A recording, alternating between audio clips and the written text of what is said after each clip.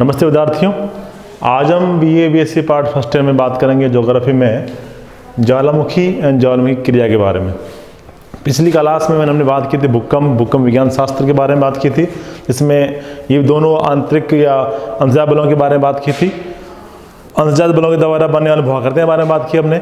उसमें ये था कि अंतर्जात बलों के दौरान एक भूआकार बनते हैं, उसमें आकस्मिक संचलन था, एक था पटल विरूपण संचलन था। तो आकस्मिक संचलन में दो क्रिया होती है, भूकंप और ज्वालामुखी, जिसमें भूकंप के बारे में जानकारी प्राप्त कर लिया आपने। अब अगला जो टॉपिक अपना हुआ है ज्वालामुखी और ज्वालामुखी क्रिया। ज्वालामुखी क्रिया और ज्वालामुखी का तात्पर्य ये है, तात्पर्य ज्वालामुख यानी कि ऐसा मुख या ऐसी नली, ऐसा द्वार धरातल पर जिससे आग की लपटें बाहर निकले या आग निकले, ऐसा मुख जिससे आग निकलती हो, उसे बोलते हैं ज्वाला। ज्वाला मतलब आग, ज्वालामुखी ऐसा मुख जिससे आग निकलती हो, उसे ज्वालामुख कहते हैं। तो इसमें धरातल के बारे में भूगोल की भाषा में बात करें तो पृथ्वी के धरातल के नीचे मैग्मा भंडार पाया जाता है, यानी तरल अवस्था में मैग्मा पाया जाता है। और मैग्मा पाने का कारण क्या है कि भूपटल के नीचे अनेक प्लेटें होती है, प्लेटों में संचरण होता है, संचरण के द्वारा अनेक क्रियाएं उत्पन्न होती है। उन क्रियाओं के द्वारा प्लेटें में आपस में टकराने की क्रिया होती है, पीछे हटने की क्रिया होती है, अगल बगल में किसने की क्रिया होती है, जिससे रगड़ से, टकराहट से या रूपांतरण द्वारा अनेक भूआकार या अनेक हलचल हुआ करती है। तो जब प्लेटें आपस में टकराती है तो एक प्लेट दूसरी प्लेट के नीचे धंस जाती है। उस कारण जो प्लेटें धंस जाती है वो उसका जो अग्रभाग है वो उसमें उन्हें सेपित हो जाने के कारण वो पिघल जाता है। पिघल कर द्रव अवस्था में, पतला या द्रव अवस्था में आ जाता है, जिसे हम अपने मैग्मा के रूप में जानते हैं।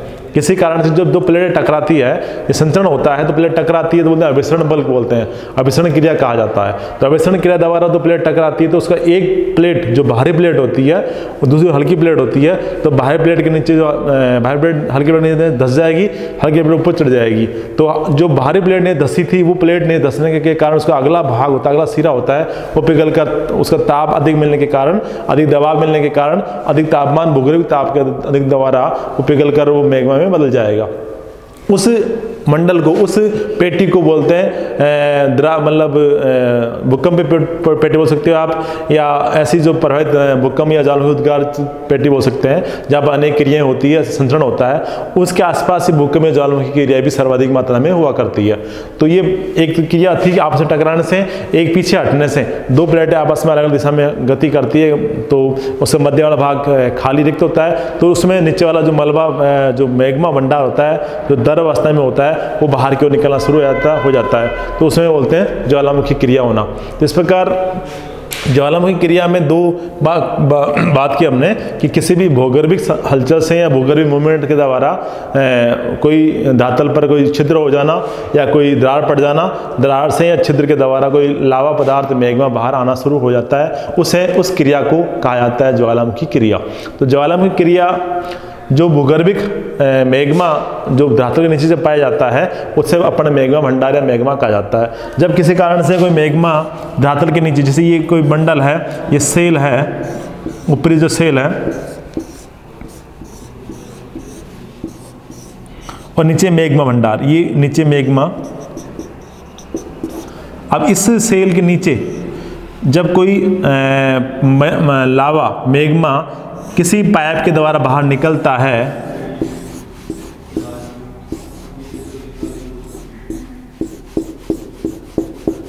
कोई मैग्मा धरातल पर प्रकट होता है, किसी केंद्र से या किसी दरार के द्वारा बाहर निकलता है, तो वो मैग्मा भंडार या लावा के रूप में आकर प्रकट होता है। किसमें आता है? लावा के रूप में आकर प्रकट हुआ करता है, उसे बोलते हैं ज्वालामुखी लावा। अब जब ज्वालामुखी लावा धरातल पर प्रकट होने का कारण क्या होता है कि पृथ्वी के अंदर भूगर्भिक हलचल, कोई भी मूवमेंट के द्वारा या किसी संतुलन को स्थापित करने के कारण या बलों के कारण या आपका पृथ्वी का एडजस्टमेंट क्रिया या प्लेटों का मतलब प्रभाव होने के कारण, किसी भी कारण से पृथ्वी के मूवमेंट हो जाने के कारण धरातल में नीचे का मैग्मा किसी रूप में, किसी क्रिया द्वारा, पाइप के द्वारा या दरार के रूप में बाहर आ जाता है, निकल जाता है या बाहर आकर फैल जाता है, तो उसे बोलते हैं लावा पठार या लावा लावा रूपी कोई भूआकृति बनती है, लावा शंकु है या पर्वत लावा से बना हुआ शंकु पर्वत है या लावा पठार बना हुआ है, ऐसे भूआकार बन जाते हैं। अब उसमें कारण क्या होता है कि जब ये जो पाइप के रूप में बाहर निकला तो उसमें कभी किसी कारण से इस पाइप के आसपास भी कुछ लावा सेपित हो जाता है। इस पाइप में मतलब इस धरातल में दरारें पड़ जाती है, छिद्र बन जाते हैं। इस दाब के द्वारा बल द्वारा इस धरातल में दबाव पड़ने से दरार पड़ जाती है, छिद्र हो जाते हैं, तो उसमें भी लावा सेपित हो जाता है। उस सेपन क्रिया द्वारा अनेक भूआकार बन जाते हैं। जो पिछली क्लास में बताया था मैंने आपको कि लावा द्वारा धरातल के नीचे सेपित या जमा हो जाने के कारण अनेक भूआकार बनते हैं। वो धरातल के नीचे बनने वाली भूआकृतियाँ, दो प्रकार की भूआकृतियाँ हो सकती है कि धरातल के ऊपर बनने वाली भूआकृतियाँ या धरातल के नीचे बनने वाली भूआकृतियाँ। जब किसी कारण से लावा का सेपण नीचे कुछ पाइप में, कुछ सील के रूप में, कुछ दरारों में, संधियों में सेपित होकर जमा हो जाता है, उस आकार से बनने वाले भूआकार में आता है। जैसे आपका सील बताया मैंने, सील, डाइक,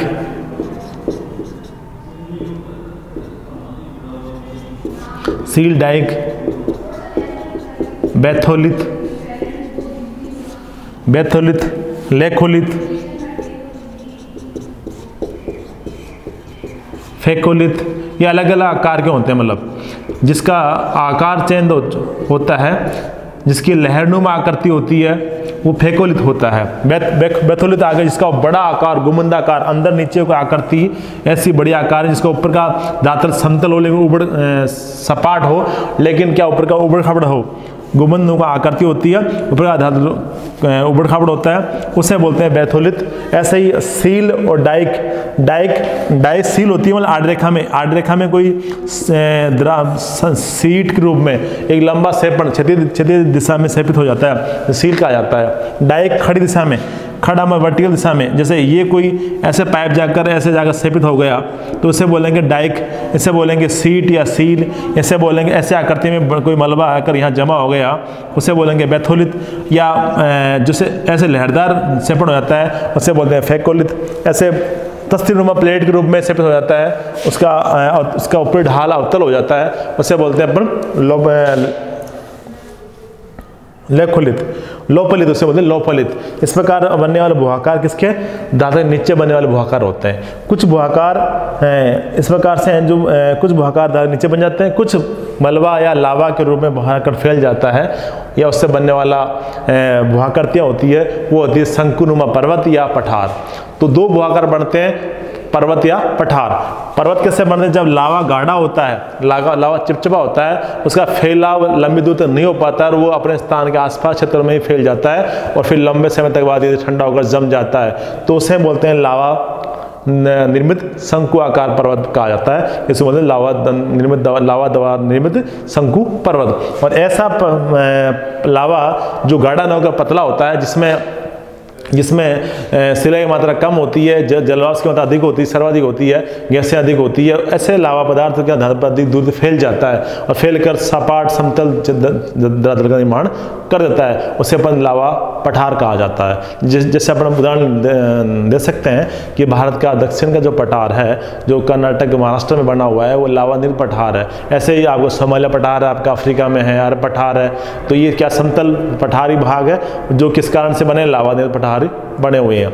इसी प्रकार अपने शंकुनुमा बात करें तो शंकुनुमा पर्वत, ज़्यादातर पर्वतों का निर्माण किससे होता है, लावा से हुआ है। तो लावा किस पास है, जब किसी कारण लावा गाढ़ा होता है तो बाहर आकर फैल नहीं पाता और वो अपने स्थान के आसपास या छिद्र के आसपास ही जमा हो जाता है और उसकी आकृति धीरे धीरे ऊंची बढ़ती जाती है और करेक्टर से या उस छिद्र से लावा बाहर निकलता, इस पाइप से लावा बाहर निकलता रहता है, उसकी ऊंचाई बढ़ती जाती है। उसे बोलते हैं अपन लावा निर्मित शंकु पर्वत। जैसे पर्वतों का निर्माण ज़्यादातर ज्वालामुखी क्रिया से हुआ करता है। कुछ पर्वत ऐसे में जो वर्ण पढ़ने से भी होते हैं, जो वलित पर्वत बोलते हैं, पर मोड़ पढ़ने से बनते हैं। पर ये मैंने ये बताया कि लावा के द्वारा गोमंदाकार आकृति, जिसका शंकुनुमा आकृति का निर्माण हो जाता है। तो ज्वालामुखी क्रिया से निकलने वाले पदार्थ के बारे में बात करें थोड़ा। निषद पदार्थ, निकलने वाले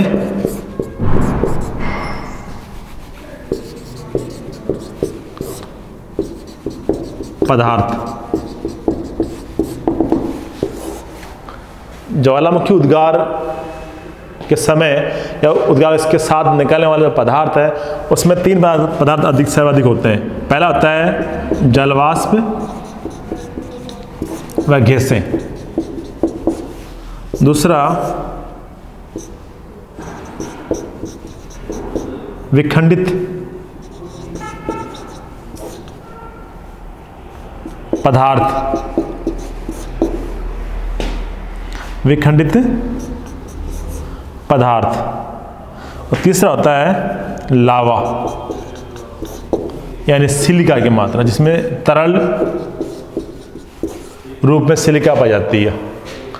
जलवाष्प और गैसें सर्वाधिक मात्रा में 60 से लेकर 90% तक इसमें जलवाष्प और गैस जलवाष्प पाई जाती है। 60 से लेकर 90% तक जलवाष्प होती है और गैसें के रूप में होती है, जो बाहर निकलने का प्रयास करती है, धक्का मारती है तो चट्टान तोड़ देती है, तोड़कर बाहर आने का प्रयास करती है, तभी ज्वालामुखी उद्गार के समय पदार्थ मलबा बाहर आ पाता है।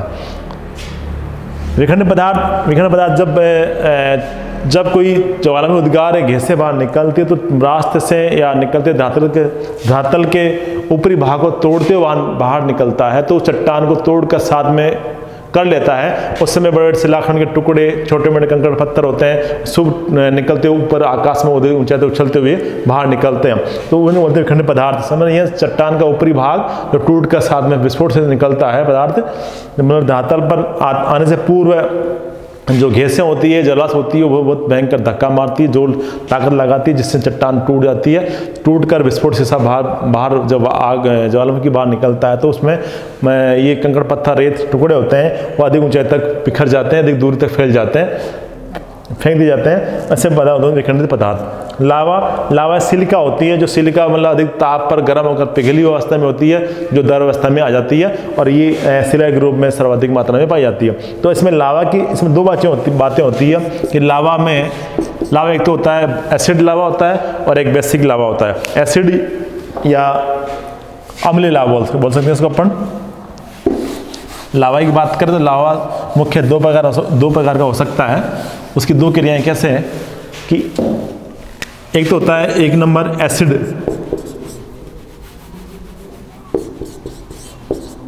एसिड लावा, दूसरा होता है बेसिक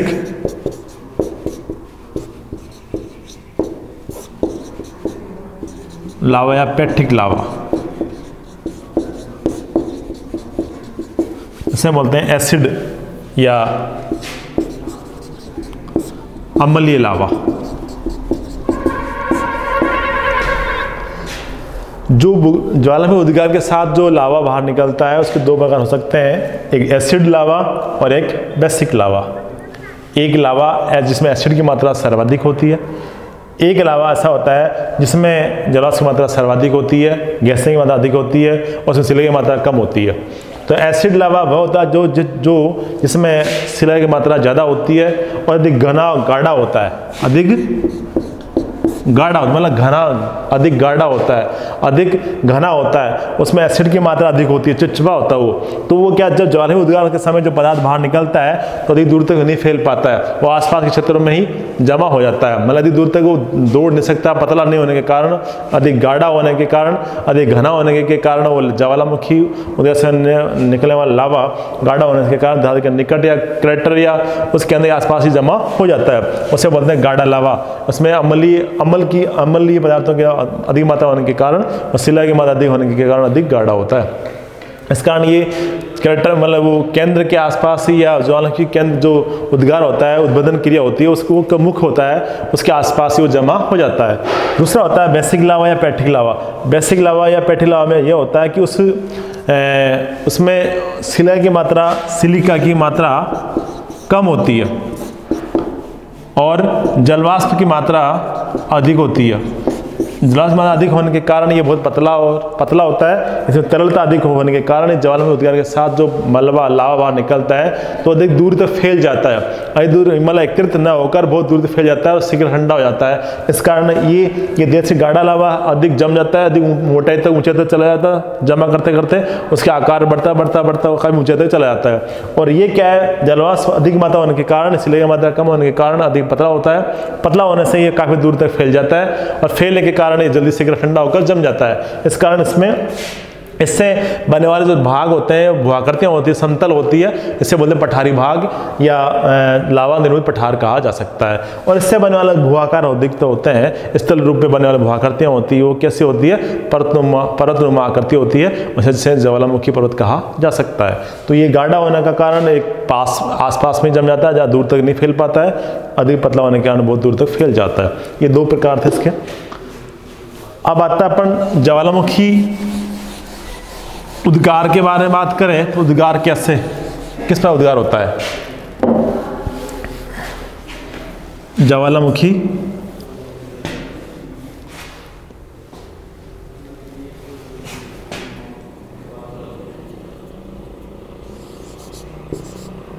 उद्गार के आधार पर वर्गीकरण करें।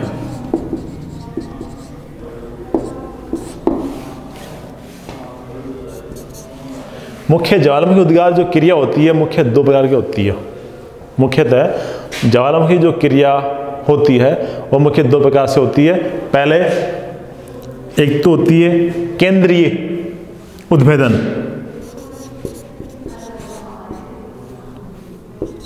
केंद्रीय उद्भेदन क्रिया।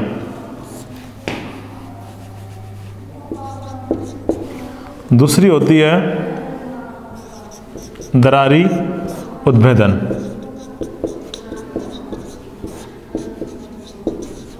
क्रिया। केंद्रीय उद्भेदन क्रिया और दरारी उद्भेदन क्रिया। ज्वालामुखी उद्गार क्रिया दो रूपों में हुआ करती है। केंद्रीय उद्भेदन, केंद्र मतलब एक केंद्र, एक छिद्रनुमा आकृति, एक छिद्र के रूप में मैग्मा धरातल पर लावा के रूप में प्रकट होता है। छिद्र के रूप में एक वृत्ताकार या गोल छिद्र होता है जिसके रूप में मैग्मा धरातल पर प्रकट होता है, बाहर आता है, वो होता है केंद्रीय उद्भेदन क्रिया। इसमें पाइप या इसका मुख छोटा होने के कारण अधिक वेग से मैग्मा बाहर दौड़ता है, बाहर की ओर निकलता है। दरारी उद्भेदन की अपेक्षा केंद्रीय उद्भेदन क्रिया होती है, एक पाइप नुमा छोटा संकीर्ण वर्त छिद्र होता है, उसके द्वारा जब मैग्मा बाहर निकलता है तो बहुत तेज वेग के साथ बाहर निकलता है। वेग अधिक होने के कारण आकाश में अधिक ऊंचाई तक इसके धूल कण जलांश आगे फैल जाती है, जिसका अंधकार छा जाता है। एक समय जब ये उद्गार होता है तो उस समय कम से कम काफ़ी देर तक अंधकार सा छा जाता है वायुमंडल में और रोशनी दृष्टि दिखाई नहीं पड़ता काफ़ी दूर तक। ऐसी क्रिया क्यों होती है कि इसमें जो निखारने वाली राख धूल होती है वो पदार्थ बाहर अधिक ऊंचाई तक फैल जाता है, आकाश में डस्ट जब फैल जाती है, इस कारण अंधकार सा छा जाता है। उद्भेदन क्रिया में जो केंद्रीय उद्गार वाले जो भूआकार या उदाहरण है उसमें हवायन तुल्य ज्वालामुखी है, पिलेन तुल्य ज्वालामुखी है, वैल्कोनियन ज्वालामुखी है, विश्वस ज्वालामुखी है। ऐसे प्रकार के जो ज्वालामुखी है वो किसके उदाहरण है, केंद्रीय उद्भेदन वाले ज्वालामुखी है। सब केंद्र के द्वारा या मतलब एक छोटे छिद्र से बाहर वो उद्गार होता है। दूसरा है दरारी उद्भेदन क्रिया। इसमें क्या होता है, दरार के रूप में, एक लंबी दरार के रूप में, यानी किसी क्षेत्र में धरातल पर किसी क्षेत्र में लंबी दरार के रूप में पड़ जाता है तो वहाँ से लावा आसानी से धीरे धीरे बाहर निकलता रहता है। यानी लंबी दूरी तक एक दरार पड़ धरातल पर किसी का दरार पड़ जाती है, फट जाता है, भंसन क्रिया हो जाती है, तो उसके द्वारा उस माध्यम से, उस दरार के माध्यम से लावा धरातल पर प्रकट होता है। वो बहुत स्लो गति से, धीमी गति से होता है, जिसमें क्योंकि उसका जो क्षेत्र है, उसका द्वार है वो बहुत बड़ा होता है, तो उसमें जो निकलने की जो प्रोसेस है वो धीमी गति से होता है और लावा आसानी से बाहर निकलता रहता है, कई समय तक चलता रहता है। ऐसे ज्वालामुखी प्रदेश अधिकतर लंबी दूरी वाले क्षेत्रों में, या अपन बोल सकते हैं कि ये महाद्वीपीय जो पेटियां हैं उन क्षेत्रों में ज़्यादातर जो बताया मैंने आपको, ये जहाँ पर स्ट्रेस होता है, तनाव होता है, या टेंशन वाली जो चीज़ें होती है, संपीड़न बल होता है, उन क्षेत्रों में अधिक से अधिक मात्रा होता है। जो मैंने महाद्वीपीय पेटियाँ बताई थी या भूकंप रूप पेटियाँ बताई थी, उन पेटियों में बताया था कि आपस में पेटियाँ जो टकराती है उन क्षेत्रों में सर्वाधिक मात्रा में यह संकलनुमा उद्गार हुआ करता है। तो ये दरार उद्भेदन क्रिया, ये लंबी क्रिया लंबी दूरी तक तय होती है, कई हज़ारों किलोमीटर लंबा दरार पड़ जाती है, उसमें निकलने वाला लावा बाहर पर फैल जाता है, फैल कर जम जाता है, उसे पठार का निर्माण हो जाता है। तो इस प्रकार ये दो क्रिया होती है, केंद्रीय उद्भेदन क्रिया और दरार उद्भेदन क्रिया। उसके बाद अपन आगे लेते हैं इसमें, तो वह है अवधि के आधार पर या ज्वालामुखी या अवधि के आधार पर उद्गार।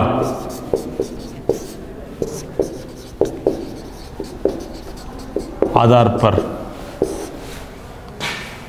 ज्वालामुखी के प्रकार।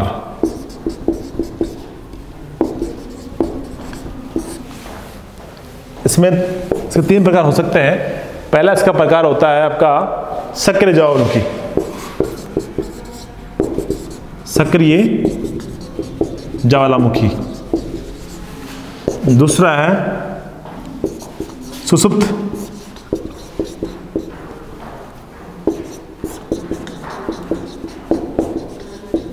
ज्वालामुखी, और तीसरा है आपका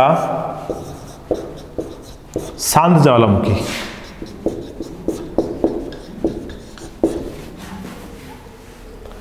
सक्रिय ज्वालामुखी, सुषुप्त ज्वालामुखी और शांत, या अवधि आधार पर, मतलब कितने समय बाद कितने समय तक उनका उद्गार होता है, इस बारे में बात करें तो इसे 3 प्रकार है। एक सक्रिय ज्वालामुखी, दूसरा सुषुप्त ज्वालामुखी, तीसरा शांत ज्वालामुखी। इन ज्वालामुखियों के बारे में अपन नेक्स्ट क्लास में बात करेंगे। आज इतना ही, धन्यवाद।